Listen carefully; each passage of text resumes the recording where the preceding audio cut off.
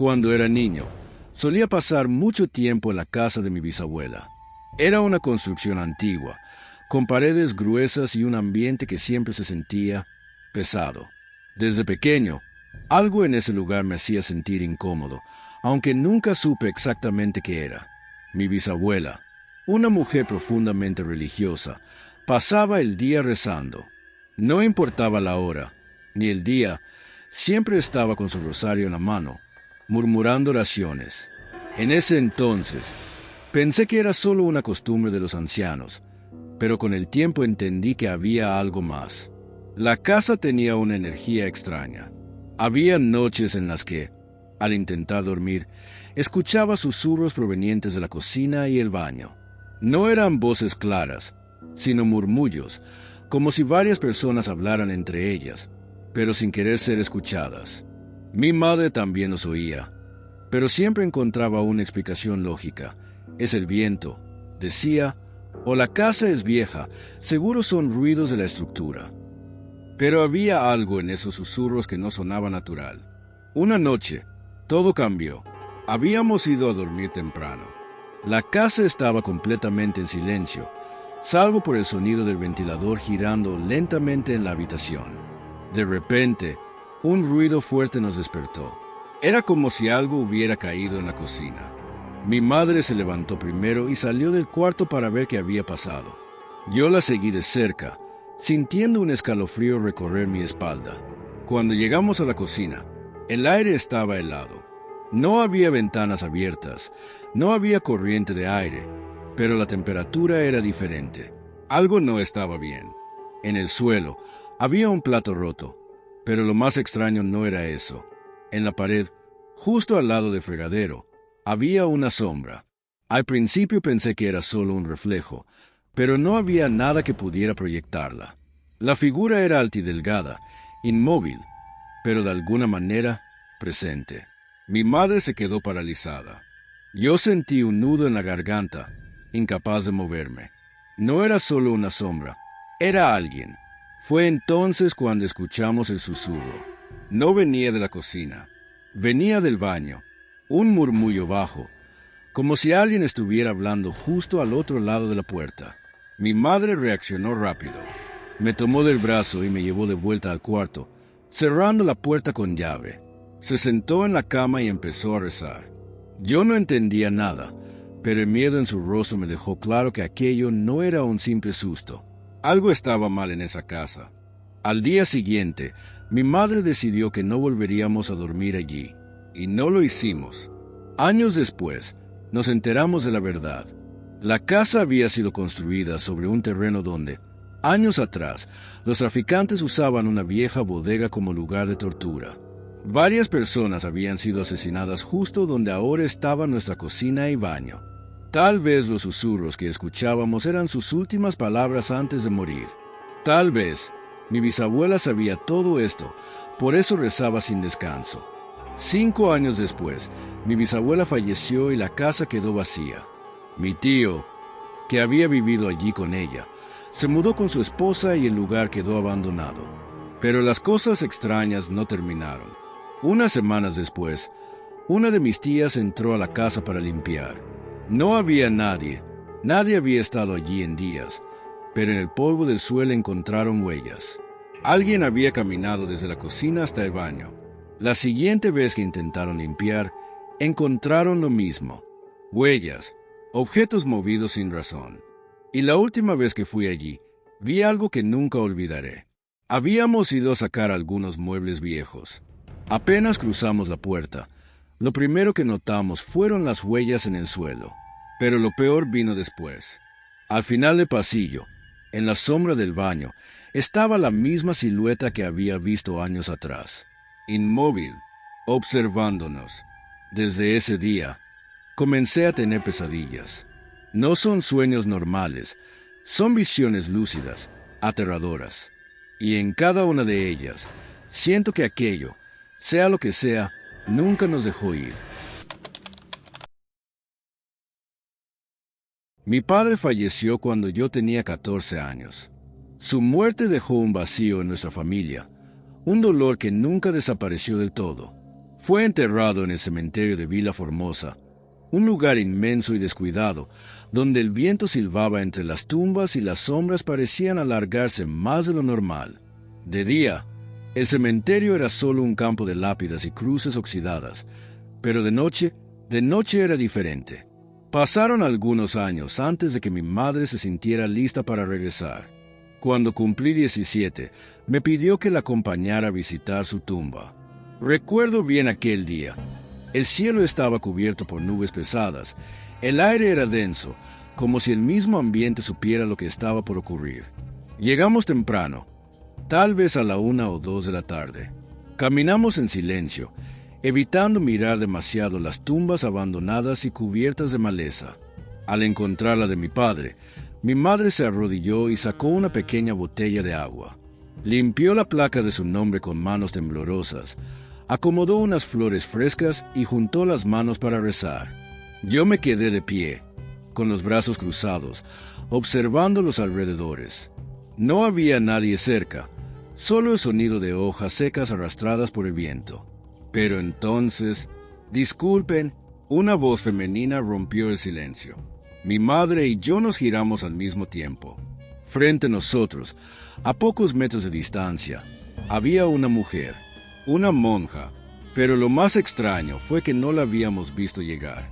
No venía caminando desde la entrada del cementerio ni desde los senderos.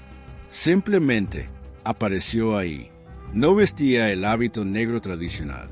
Llevaba ropa sencilla, una falda azul, una blusa blanca y un velo azul oscuro. Parecía tener unos 50 años. Su rostro era sereno, pero había algo inquietante en su mirada. «Gracias por venir a visitar a su ser querido», dijo con voz pausada. Es importante no olvidar. Mi madre y yo intercambiamos miradas. La monja continuó. No dejen de venir. Muchos han sido olvidados. Muchas tumbas han sido profanadas. Hay almas que siguen esperando. Su tono era solemne, casi suplicante. Entonces, hizo algo inesperado. Se inclinó frente a la tumba de mi padre y murmuró una oración. Su boca se movía, pero no alcanzábamos a entender lo que decía. Sentí un escalofrío recorrerme el cuerpo. Cuando terminó, mi madre, sin decir una palabra, sacó dinero de su bolso y se lo ofreció. La monja extendió la mano lentamente, como si dudara en aceptarlo. Sus dedos eran largos y pálidos. «Dios las bendiga», susurró, cerrando los ojos. Sin despedirse, se giró y comenzó a alejarse, pero no por los caminos del cementerio. No, caminó entre las tumbas. Ese detalle me hizo sentir un nudo en el estómago. Nadie caminaba sobre las tumbas. Era irrespetuoso, incluso peligroso, pues el suelo era inestable en algunas zonas. Pero ella lo hizo sin titubear. Mi madre y yo nos apresuramos a salir del cementerio. El viento soplaba más fuerte y sentí que nos observaban desde la distancia. Cuando por fin cruzamos la entrada, noté que mi madre estaba más pálida de lo normal. «¿Qué pasa?», pregunté. Ella se detuvo, temblando ligeramente. «Esa monja», susurró, «no tenía pies». Su respuesta me tomó por sorpresa. «Claro que sí», dije, aunque mi voz sonó insegura. Caminó hasta perderse entre las tumbas. Mi madre negó con la cabeza. «¿Tú la viste caminar?». Abrí la boca para responder, pero me detuve. No recordaba haber visto sus pies tocar el suelo. La monja se había movido, pero no podía decir con certeza que había caminado. «No puede ser», murmuré, intentando convencerme a mí mismo. Mi madre tomó mi brazo con fuerza. «Dime, ¿qué clase de monja camina sobre las tumbas de los muertos?». Algo en su tono me heló la sangre. Miré hacia el cementerio una vez más. De repente, el aire parecía aún más frío, más pesado. El resto del camino a casa lo hicimos en completo silencio. Pero esa noche, mientras intentaba dormir, su imagen no salía de mi cabeza. Su rostro, su voz, sus ojos oscuros y penetrantes. Y un pensamiento me atormentó hasta el amanecer. Si realmente era una monja, ¿por qué apareció de la nada? ¿Por qué sabía quiénes éramos? Y lo más perturbador, si no tenía pies, ¿Qué era lo que realmente vimos ese día? Desde entonces, mi madre jamás volvió a pisar aquel cementerio. Y yo tampoco. Cuando era niño, mi familia solía viajar al rancho de mi abuelo en San José de las Lomas, un pequeño pueblo en el estado de México. Para un niño, aquel lugar era un paraíso de aventuras. La casa de mi abuelo era enorme, con 2 pisos, una gran cocina de leña y un sótano lleno de herramientas antiguas y muebles cubiertos por el polvo del tiempo. Pero lo que más llamaba mi atención era el granero. En la parte superior había un altillo que servía como mirador, justo frente al cementerio del pueblo. Desde ahí, con unos viejos binoculares, se podía ver la extensión del camposanto, con sus cruces torcidas y lápidas cubiertas de maleza. Me encantaba subir allí durante el día, pero de noche nadie se atrevía. Mis tíos y primos siempre advertían que había algo en el cementerio, algo que se manifestaba cuando caía la oscuridad. Decían que luces flotaban entre las tumbas, como si fueran llamas vivas, y que a veces escuchaban susurros que el viento traía hasta la casa del abuelo. Pero yo, con mi espíritu infantil e imprudente, no les creía, hasta que decidí comprobarlo por mí mismo. Una noche de octubre, después de la cena, me escondí en mi cuarto esperando que todos se durmieran. Escuché los murmullos de mi familia apagándose poco a poco hasta que la casa quedó en completo silencio. Me levanté de la cama sigilosamente, fui a la cocina y tomé las llaves del altillo. El corazón me latía con fuerza, no por miedo, sino por la emoción de hacer algo prohibido. Subí las escaleras de madera sin hacer ruido. La puerta del altillo crujió al abrirse. La brisa nocturna era fría, pero no me importó. Me acerqué al borde y levanté los binoculares. Y entonces las vi, luces, pequeñas llamas danzantes entre las tumbas. Mi mente trataba de encontrar una explicación lógica. Tal vez eran personas con velas, tal vez alguien estaba rezando por los muertos. Pero no tardé en darme cuenta de que esas luces no eran normales. Se movían de forma errática, flotaban y desaparecían por momentos, solo para reaparecer en otro punto del cementerio. Una de ellas, la más brillante, se detuvo de repente y comenzó a moverse en mi dirección. El aire pareció volverse más pesado.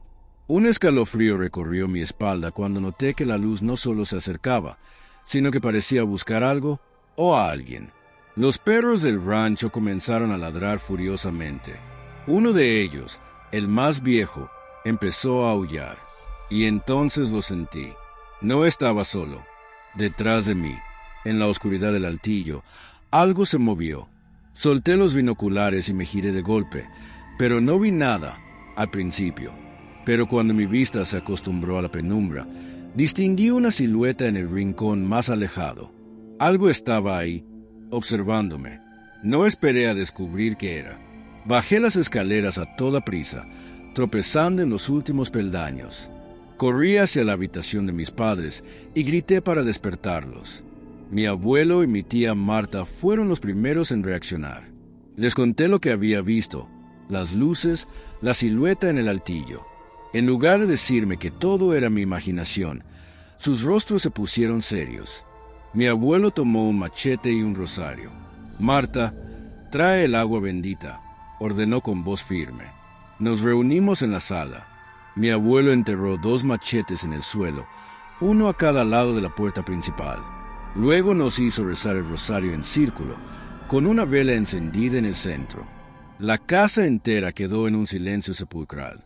Solo se escuchó un golpe seco, como si algo, allá afuera, hubiera chocado contra la puerta del rancho. Después, nada. La calma volvió de golpe, como si lo que sea que nos acechaba se hubiera desvanecido. A la mañana siguiente, mi abuelo me llevó al cementerio. El suelo cerca de las tumbas estaba revuelto, como si alguien hubiera cavado ahí. Había marcas de pisadas, pero no parecían humanas. También encontramos restos de velas y objetos extraños. Hay personas que hacen cosas malas aquí, me dijo con voz seria. No te metas donde no te llaman. Desde ese día, nunca volví a subir al altillo por la noche. y aprendí que hay cosas que es mejor no intentar entender.